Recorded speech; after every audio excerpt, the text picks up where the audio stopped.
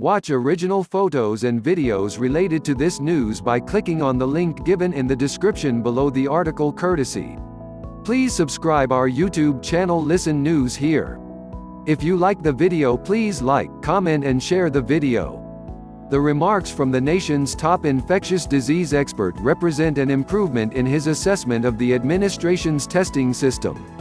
Anthony Fauci, director of the National Institute of Allergy and Infectious Diseases, said Friday that more needs to be done to make coronavirus testing widely available across the United States, even as the Trump administration ramps up its efforts to check Americans for exposure to the illness.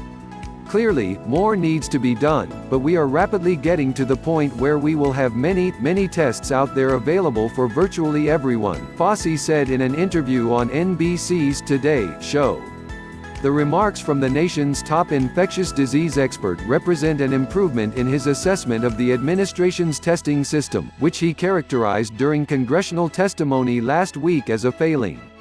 While President Donald Trump's initial management of the pandemic has been widely condemned by state leaders and public health experts, the most criticized aspect of the administration's early response was its inability to quickly mount a large-scale testing operation and track tests that had migrated to local health care providers.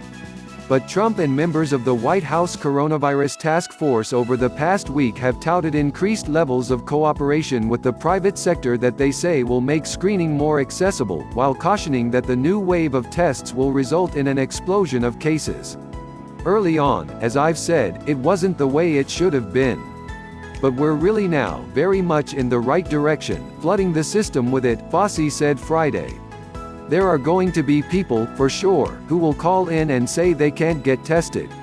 It's not a perfect system yet, but we're getting there very rapidly.